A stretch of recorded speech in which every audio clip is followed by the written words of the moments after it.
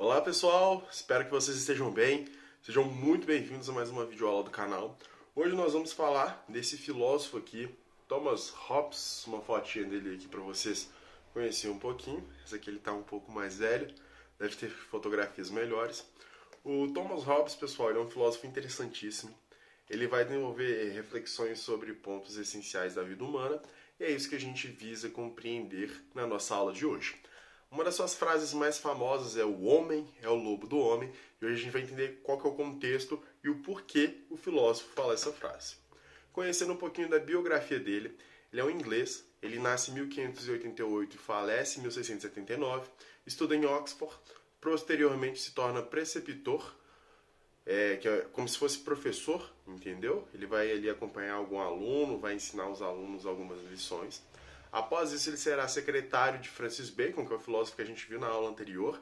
Se você não estudou Francis Bacon, dá uma estudada ali, porque a questão do método experimental que o Francis Bacon está buscando, isso vai aparecer na filosofia do Thomas Hobbes, principalmente a noção de uma natureza mecânica vai estar presente aqui muito forte na modernidade.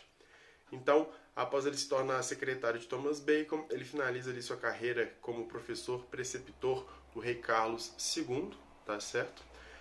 Nesse período aqui ele vai presenciar uma dura guerra civil ali na Inglaterra, que vai durar entre 1642 e 1648. Em meio a isso, ele presencia a decapitação do rei Carlos I e a ascensão de Cromwell ao governo. Então, como que o Hobbes ele defendia bastante aqui a questão da monarquia nesse período, a monarquia do rei Carlos, ele vai ser exilado, vai ficar um tempo fora e só depois vai conseguir voltar ali para o seu país de origem.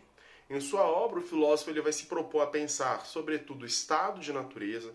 Então, esse é um termo novo que a gente até então não tinha visto aqui. Vamos compreender o que significa estado de natureza. Bem como o conhecimento é possível. Então, olha como é que a filosofia da modernidade toda ela está se preocupando com o método. Agora eu não tenho mais a igreja para me falar que é certo, nem o Estado. Eu preciso que, a partir da minha razão, construir um método do conhecimento verdadeiro.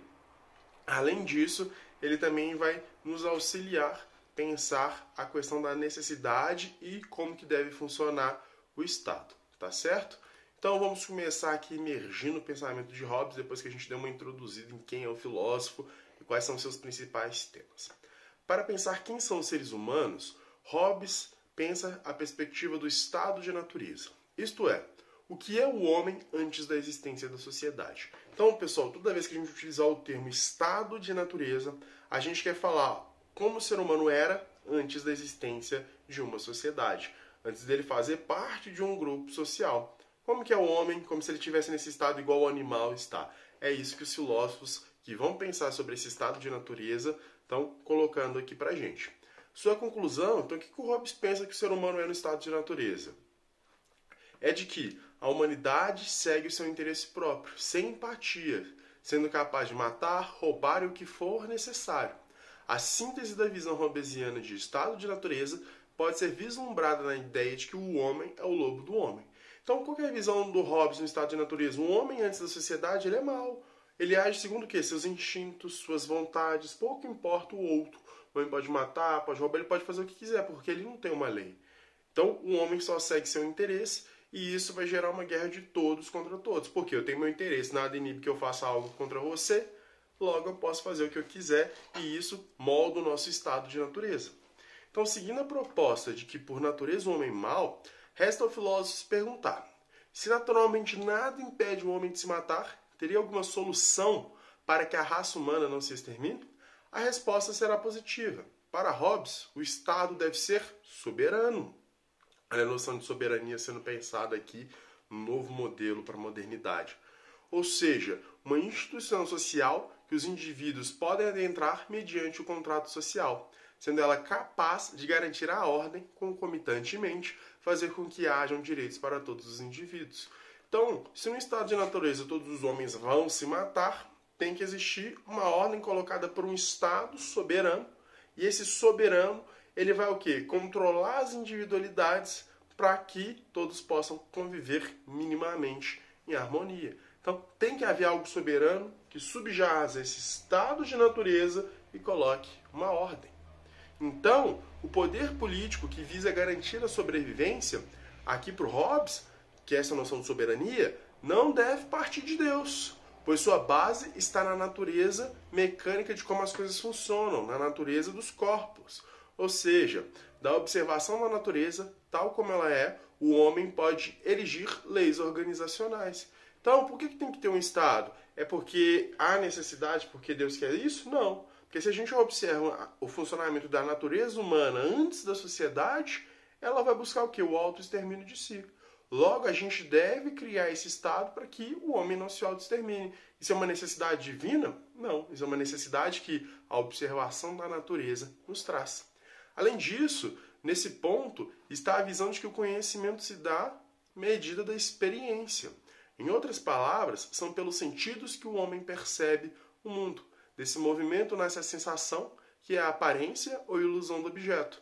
Do mesmo modo, forma-se a memória, representando lembranças do que foi sentido. A linguagem é o que propicia o ser humano a conservação das ideias advindas da experiência. Consequentemente, nasce a comunicação e a relação dos acordos.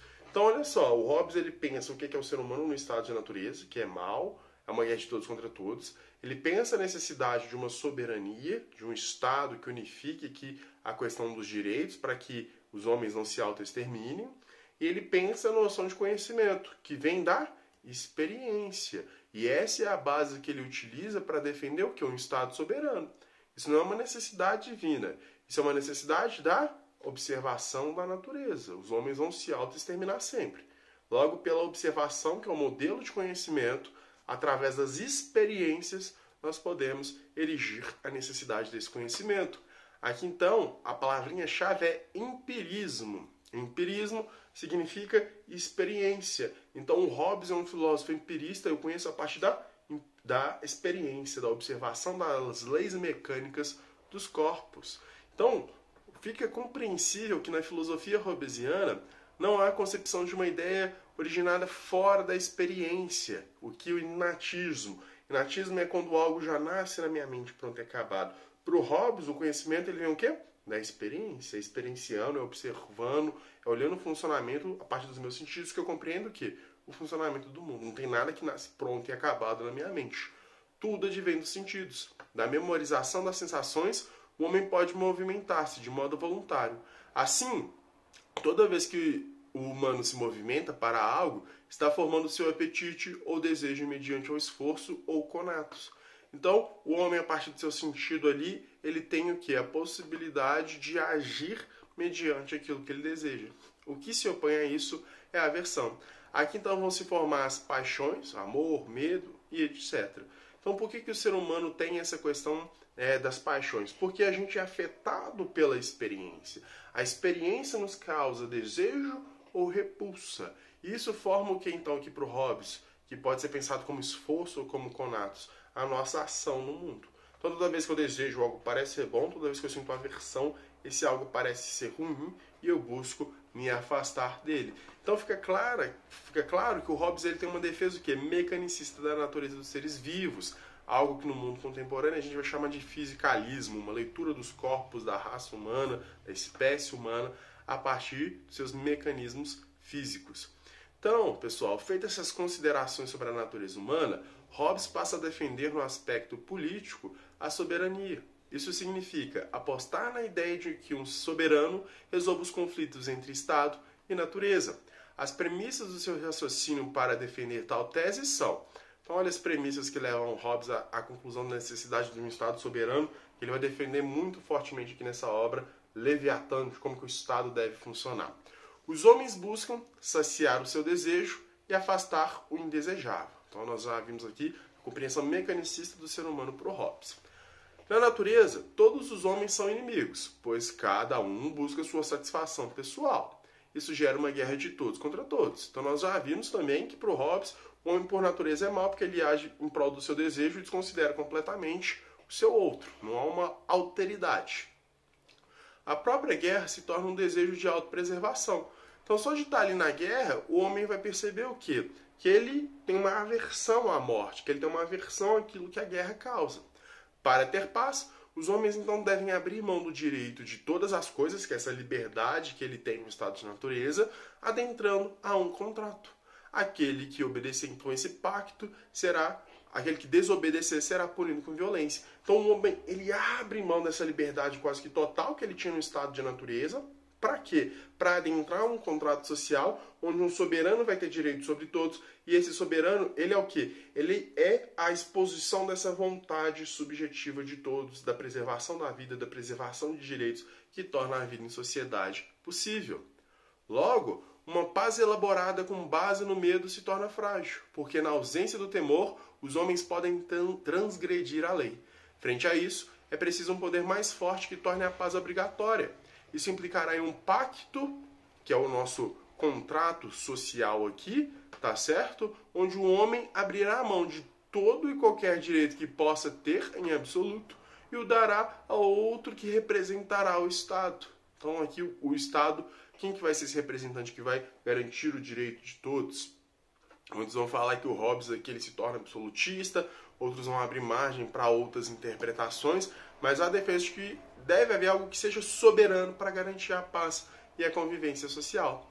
Diante de tal poder, temos um monstro, o Leviatã, que é um monstro bíblico que organiza tudo, que teme todos, é temido por todos, mas que coloca o quê? Ordem na vida aqui social, porque este ocupa o poder ilimitado, podendo agir com violência para garantir a paz. Portanto, se finda-se o estado natural, inicia a sociedade civil.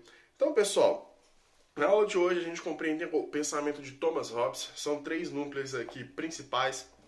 A noção de estado de natureza, que é o homem antes de adentrar numa sociedade civil. E nós vemos que para o Hobbes, o homem ele é mau por natureza porque ele age somente a partir dos seus instintos, seus desejos. E isso faz com que haja uma guerra de todos contra todos, o homem se torne o lobo do homem. Vimos que o Hobbes ele tem uma compreensão mecanicista de natureza e isso implica que o homem conhece mediante as sensações, a experiência, a empiria, e isso vai fazer com que ele tenha desejo por algumas coisas e repulsa por outras. Esse desejo ele não pode ser desenfreado, porque senão ele volta para esse estado de natureza e tem a guerra de todos contra todos. Logo, há necessidade, porque ele tem aversão ao que a guerra traz, a uma sociedade. Aqui vai ser formado o contrato social, que é o quê? Um momento onde todos fazem um pacto, todos que têm interesse, e eles vão adentrar numa sociedade, eles abrem mão dessa liberdade total que eles tinham no estado de natureza e as dão a um soberano. Esse soberano, que assimila, que é o Leviatã, que é um monstro que sabe de tudo, que ocupa todos os espaços, tem poder para agir como quiser, ele vai garantir, ele vai objetificar essa vontade de autopreservação que as pessoas têm aqui no seu estado de natureza. Então, o pensamento de Hobbes ele é interessantíssimo, nos traz reflexões sobre tudo. Qual que é a natureza do ser humano? O ser humano tem uma natureza, há um estado de natureza, nós nascemos bons, maus, nem bom, nem mal. Qual que é a necessidade da existência do Estado, como nós conhecemos? O Hobbes nos ajuda muito a pensar esses 3 termos. E até nos dias atuais, por exemplo, a gente pode refletir sobre isso, as guerras contemporâneas, mas vamos deixar isso para um vídeo futuro. Espero que a aula tenha ficado clara. Dúvidas, críticas e sugestões, siga à disposição. Obrigado pela atenção, pessoal.